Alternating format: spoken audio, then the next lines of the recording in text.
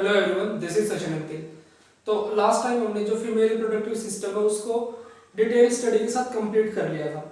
उसके जो भी स्ट्रक्चर्स थे, जो भी पार्ट्स थे, सबको अच्छे से उनके फंक्शंस के साथ हम कंप्लीट कर चुके हैं। जो चीज आज हम करने वाले वो है oogenesis। तो oogenesis क्या होता है? oogenesis simply means formation of gametes in ovaries. तो oogenesis क्या है? Formation of gametes in ovaries. तो ये अपना oogenesis होता है। तो देखो, मैंने आपको जब ओवरी का टीएस कराया तब बताया था, जो ओवरी होती है उसमें जो गैमेट्स बनते हैं वो जर्मिनल एपिथेलियम से नहीं बनते हैं, बल्कि जो सेल यॉर्क सैक से माइग्रेट होके ओवरी में आते हैं उनसे जो अपने गैमेट्स है वो बनते हैं। तो ये अपने प्राइमोर्डियल सेल्स है जो कि यॉर्क सैक से माइग्रेट होके ओवरीज में आए हैं। तो ये क्या करेंगे? फर्स्ट में माइटोटिक डिवीजन शो करेंगे। माइटोटिक डिवीजन के बाद ये चेंज हो जाएंगे ऊगोनिया में। ऊगोनिया अपना कैसा स्ट्रक्चर है? डिप्लॉइड। और जो अपने प्राइमोर्डियल जर्म सेल्स थे वो भी डिप्लॉइड स्ट्रक्चर्स हैं। फिर जब ना ऊगोनिया ये दोबारा से माइटोटिक डिवीजन शो करेगा and it will changes into primary oocyte। तो यहाँ जो याद रखने की चीज है वो ये है कि जो अपना प्राइमरी oocyte होता है वो भी डिप्लॉइड होता है। तो जो ये सब कुछ होता है प्राइमरी oocyte के बनने तक, ये सब होता है फीटल लाइफ के दौरान, और इस फेज को हम बोलते हैं मल्टीप्लिकेशन फेज। तो देखो, प्राइमरी oocyte के बनने से पहले जो इनका नंबर होता है वो near about 2 lakh to 20 lakh तक होते हैं। जो अपने ये सेल्स होते हैं, जर्म सेल्स जिनको हम बोलेंगे जर्म सेल्स, जो अपने जर्म सेल्स होते हैं वो 2 लाख से 20 लाख तक होते हैं। पर बर्थ के टाइम तक पहुंचते पहुंचते ये 40,000 तक पहुंच जाते हैं। तो 20 लाख में से जो 40 लाख बच गए हैं और जो इनके बीच में जो सेल्स डीजनरेट हो गया, खत्म हो गए, उसको हम बोलते हैं फॉलिकुलर एट्रेशिया। तो इसको बोलेंगे फॉलिकुलर एट्रेशिया।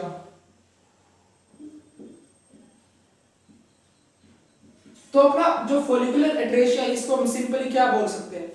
डीजनरेशन ऑफ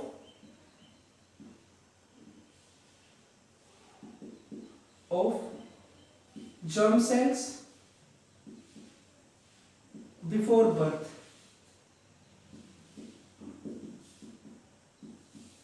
जन्म लेने से पहले तक जितने जर्म सेल्स डीजनरेट हो गए उस फिनोमिना को हम बोलते हैं फॉलिकुलर एट्रेशिया। तो जो अपना प्राइमरी oocyte है, डिप्लॉइड स्ट्रक्चर है, फॉर्म हो गया। तो फिर ये क्या करेगा? फीटल लाइफ के दौरान ये मियोसिस 1 में एंटर कर जाएगा। मियोसिस 1 में एंटर करेगा। मियोसिस 1 में भी किसमें? ये प्रोफेज में एंटर कर जाएगा। फिर वहां पे प्रोफेज में एंटर करने के बाद ये उसी स्टेज में रह जाएगा जब तक उसका बर्थ नहीं होगा। फिर जैसे ही बर्थ होगा, बर्थ के बाद क्या करेगा? ये कुछ टाइम तक उस स्टेज में क्या है? अरेस्टेड ही रहेगा। ये कैसी स्टेज है? डेवलपमेंटल स्टेज है। इसमें किस तरह की डेवलपमेंट होती है? जो क्रोमोसोम्स होते हैं उनकी पेयरिंग हो जाती है, डीएनए मटेरियल की फॉर्मेशन सिंथेसिस हो जाती है, या फिर जो oocyte की आगे डेवलपमेंट होनी उनके लिए फूड का रिजर्व हो जाता है। तो इस तरह की इसमें कुछ डेवलपमेंट्स होती हैं। तो इस स्टेज को हम बोलते हैं फर्स्ट रेस्टिंग स्टेज। तो जैसे ही प्यूबर्टी आएगी, मतलब जैसे एक कोई फीमेल है वो मैच्योर होना शुरू करेगी, तो जो अपना मियोसिस 1 था इस रेस्टिंग स्टेज में थे जो सेल्स दोबारा से उसको शुरू कर देंगे। और जैसे ही अपना मियोसिस 1 कंप्लीट होगा it will changes into secondary oocyte। तो जो अपना प्राइमरी oocyte है, इसके मियोसिस के कंप्लीट होने के बाद हमारे पास 2 हैप्लॉइड स्ट्रक्चर्स बनते हैं। दोनों अनइक्वल साइज के होते हैं। जो बड़े वाला स्ट्रक्चर होता है उसको तो हम सेकेंडरी oocyte बोलते हैं, this is larger in size. और जो एक स्मॉलर साइज का जो स्ट्रक्चर फॉर्म होता है उसको हम फर्स्ट पोलर बॉडी बोलते हैं। ठीक है। तो जो अपना ये था जो फर्स्ट रेस्टिंग स्टेज थी, इस वाली स्टेज को क्या बोलते हैं? Growth phase. और ये किस टाइम पे होती है? चाइल्डहुड के टाइम पे होती है। ठीक है। फिर अपना जो सेकेंडरी मियोसाइट था ये दोबारा से मियोसिस 2 में एंटर करेगा। मियोसिस 2 में एंटर करने के बाद क्या करेगा? ये फिर से दोबारा से उसी स्टेज में अरेस्ट हो जाएगा कुछ टाइम के लिए, जब तक फर्टिलाइजेशन के लिए कोई सेल अवेलेबल नहीं होगा, मतलब जब तक स्पर्म नहीं आएगा। तो क्या होगा? सेकेंडरी oocyte दोबारा से मियोसिस 2 के अंदर एंटर करेगा और इसी में अरेस्ट हो जाएगा। इस स्टेज को हम बोलते हैं सेकंड अरेस्टिंग स्टेज। और ये कब तक अरेस्ट रहेगा? जब तक फर्टिलाइजेशन के लिए स्पर्म अवेलेबल नहीं होगा। जैसे ही फर्टिलाइजेशन के लिए स्पर्म अवेलेबल होगा, फर्टिलाइजेशन होगा, ये दोबारा से मियोसिस 2 को रिज्यूम कर देगा, शुरू कर देगा। और उसके रिज्यूम होने से दोबारा से हमें दो हैप्लॉइड स्ट्रक्चर्स मिलेंगे, एक लार्जर साइज का और एक स्मॉलर साइज का। जो लार्जर साइज का होगा उसको हम बोलेंगे ओटिड या फिर ओवम, और जो स्मॉलर साइज का होगा उसको बोलेंगे हम सेकंड पोलर बॉडी। तो देखो जो ये स्टेज है सेकेंडरी oocyte से ओवम बनने तक, इसको हम मैच्योरेशन फेज बोलते हैं। मैच्योरेशन फेज जब मैच्योरिटी आनी शुरू हो जाती है, एंड ये किस लाइफ में होता है? जब आप एडल्ट लाइफ में आ जाते हो, you are capable to produce offsprings young ones. तो ये एडल्ट लाइफ में ये सब शो होता है। तो देखो ये तो था अपना oogenesis के बारे में। oogenesis में एक प्राइमोर्डियल जर्म सेल से सिर्फ एक oocyte या फिर एक ओवम बनता है, जबकि अपना जो स्पर्मेटोजेनेसिस वाला केस था मैंने आपको वहां भी बताया था, वहां सिंगल जर्म सेल से 4 स्पर्मेटोजोआ की फॉर्मेशन हुई थी। तो ये काफी इंपॉर्टेंट याद रखने की चीज है। दूसरी चीज आती है इसमें कितनी माइटोटिक डिविजन्स होती है? 2 टाइम्स माइटोटिक डिविजन्स होती है। और उससे भी जो इंपॉर्टेंट चीज है मियोसिस कितनी बार होता है, मियोटिक डिविजन्स कितनी होती है? फर्स्ट मियोटिक डिवीजन, और इसके बाद ये है जो अपनी this is second meiotic division. Second meiotic division ये इंपॉर्टेंट चीज है याद रखने के लिए। मियोटिक डिविजन्स कितनी बार होते हैं? 2 मियोटिक डिविजन्स होती है, और एक प्राइमोर्डियल जर्म सेल से सिंगल ओवम या फिर सिंगल oocyte फॉर्म होता है। फॉलिकुलर एट्रेशिया आप समझ गए होंगे, degeneration of cells before birth, germ cells before birth is called as follicular atresia. फिर उसके बाद जो चीज अपनी oogenesis के बाद जो चीज आती है, जो फॉलिक्यूल्स होते हैं, फॉलिकल्स होते हैं, इनमें डेवलपमेंट किस किस तरह से होती है? तो मान लीजिए ये अपना कोई एक फॉलिकल है, इस फॉलिकल के अंदर हमारे पास प्रेजेंट होता है प्राइमरी oocyte, ठीक है। जब मैंने आपको ओवरी का टीएस कराया तो उसमें जो एक तो कॉर्टेक्स रीजन होता है और जो मेडुला रीजन होता है। तो मेडुलरी रीजन में मैंने बताया था जो स्ट्रोमा होता है वो काफी फाइब्रस होता है, कोलेजन से रिच होता है, कनेक्टिव टिश्यूज उसमें काफी अबंडेंटली प्रेजेंट होते हैं। तो जो स्ट्रोमा वाला रीजन्स है इसमें अलग अलग चीजें प्रेजेंट होते हैं। तो ये स्ट्रोमल सेल्स हो गए, फिर कोलेजन फाइबर्स हो गए, उसके बाद प्रेजेंट होती है बेसमेंट मेम्ब्रेन। बेसमेंट मेम्ब्रेन के अंदर प्रेजेंट होते हैं अपने फॉलिकुलर सेल्स। इन्हीं फॉलिकुलर सेल्स से अपना सराउंड होता है प्राइमरी oocyte। तो जो ये स्ट्रक्चर की अरेंजमेंट होती है इसको बोलते हैं प्राइमोर्डियल फॉलिकल। प्राइमोर्डियल जो होता है, प्राइमोर्डियल का मतलब होता है प्रिमिटिव। Primordial means primitive. तो क्या लिखा है? Dormant primary oocyte surrounded by follicular cells of a new born female is called as primary follicle. इसमें देखो मैंने आपको बताया था जो अपना प्राइमरी oocyte होता है वो डोरमेंट रहता है बर्थ के टाइम तक। बर्थ के बाद उसमें जो रेस्टिंग स्टेज होती है, प्यूबर्टी आने के बाद वो रेस्टिंग स्टेज खत्म होती है, ठीक है। तो जो अपने पास ये फॉलिकल है, प्राइमरी oocyte है, ये कैसे डोरमेंट स्टेज में। फिर उसके बाद क्या होता है, जो अपने फॉलिकुलर सेल्स होते हैं, ये फॉलिकुलर सेल्स क्या करेंगे? डिवाइड करेंगे। डिवाइड करके क्या बना लेंगे? ये साइज में तो छोटे हो जाएंगे पर नंबर में बहुत ज्यादा हो जाएंगे। ये बना लेंगे ग्रेनुलोसा सेल्स।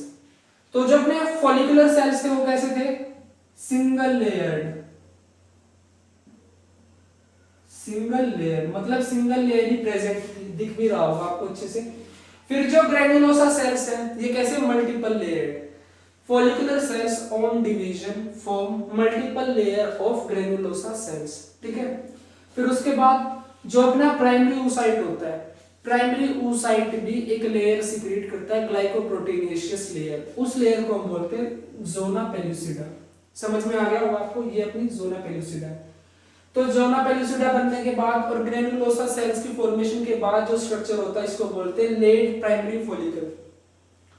फिर क्या होता है, जो अपना फॉलिकल होता है उसके जो ग्रेनुलोसा सेल्स होते हैं वो फिर से डिवीजन शो करते हैं, डिवाइड होते होते और ज्यादा नंबर में हो जाते हैं, और उनके बीच में यहाँ कुछ कहीं भी यहाँ भी मतलब कहीं ना कहीं एक कैविटी शो होनी शुरू होगी। उस कैविटी को हम बोलते हैं एंटरम, और इस कैविटी में एक फ्लूइड होता है उसको बोलते हैं liquor फॉलिकुलाई। liquor folliculi. The fluid present in the cavity inside the follicle is called as antrum and this fluid is liquor folliculi. और इस स्ट्रक्चर को बोलते हैं सेकेंडरी फॉलिकल। तो यहाँ तक आते आते जो स्ट्रोमा वाला मटेरियल था, स्ट्रोमल सेल्स थे या फिर कुछ फाइबर्स थे, वो एक अरेंजमेंट में आना शुरू हो जाते हैं। तो वो अरेंजमेंट किस तरह से होती है इसमें देखो आप, जो थीका एक्सटर्ना होती है वो अपनी कैसे होती है, जो फाइबरस पार्ट होता है वो बाहर की तरफ अरेंज होना शुरू हो जाता है, थीका एक्सटर्ना इज फाइबरस, और जो अपना इंटरनल जो पार्ट होता है वो होता है वेस्कुलर, दिस इज वेस्कुलर। तो ये इस तरह से दो लेयर्स में जो स्ट्रोमल मटेरियल है डिफरेंशिएट हो जाता है और ये दोनों मिलकर क्या बनाती है, दीज टुगेदर कॉन्स्टिट्यूट थीका फोलिकुलाई, ठीक है, फोलिकुलाई। और जो अपना प्राइमरी oocyte होता है, प्राइमरी oocyte के जो सबसे क्लोजेस्ट लेयर होती है, मतलब जो इनर मोस्ट लेयर है, जो इसके प्राइमरी oocyte के जो सबसे पास है, ये कोल्यूमिनर सेल्स की बनी होती है। इस लेयर को हम बोलते हैं corona radiata, made up of columnar cells, made up of columnar cells. तो देखो जो अपना प्राइमरी oocyte कैसा था, डिप्लॉइड था और रेस्टिंग स्टेज में आ गया था। फिर जो ये इसमें भी अपना जो प्राइमरी oocyte है वो कैसा है, डिप्लॉइड है और रेस्टिंग स्टेज में है। पर प्यूबर्टी के बाद तो जो अपना प्राइमरी oocyte होता है, just before ovulation it complete it's meiotic division, मतलब मियोटिक अरेस्ट से रिलीज हो जाता है और अपनी मियोटिक डिविजन्स को कंप्लीट करके ये बनाता है हैप्लॉइड सेकेंडरी oocyte। तो ये क्या बनाएगा, इसको हम लिख सकते हैं just before ovulation, just before ovulation it completes meiotic division and form haploid secondary oocyte। तो जो अपना ये क्या था, ये अपना क्या है, जो प्राइमरी oocyte था अपना प्राइमरी oocyte, और वो कैसा था, डिप्लॉइड था। डिप्लॉइड प्राइमरी oocyte से क्या बन गया, हैप्लॉइड सेकेंडरी oocyte। और इस स्ट्रक्चर को हम बोलते हैं mature Graafian follicle, mature Graafian follicle. इसमें फर्दर फिर कुछ डिविजन्स वगैरह होते हैं, डेवलपमेंट होती है। उसके बाद जब ये अपना फॉलिकल रप्चर हो जाएगा, रप्चर होने के बाद इससे फिर दो स्ट्रक्चर्स रिलीज होंगे, दो सेल्स रिलीज होंगे which are unequal in shape and मतलब which are unequal in size कहेंगे हम। तो जो स्मॉल साइज वाला होगा उसको हम बोलेंगे सेकंड पोलर बॉडी, और जो लार्जर साइज वाला होगा उसको बोलेंगे हम ओवम या फिर ऊटिड। तो इस तरह से इसकी रप्चरिंग से क्या होगा, हमारा ओवम रिलीज हो जाएगा। तो ये था अपना मैच्योर ग्राफियन फॉलिकल का स्ट्रक्चर, किस तरह से इसमें डिफरेंट लेयर्स की या फिर अरेंजमेंट होती है, सिंथेसिस होता है। स्टेप बाय स्टेप मैंने आपको अच्छे से समझाया है, उम्मीद करता हूँ आपको ये सब समझ में आएगा। So guys stay tuned for the next one. Thank you for listening me carefully.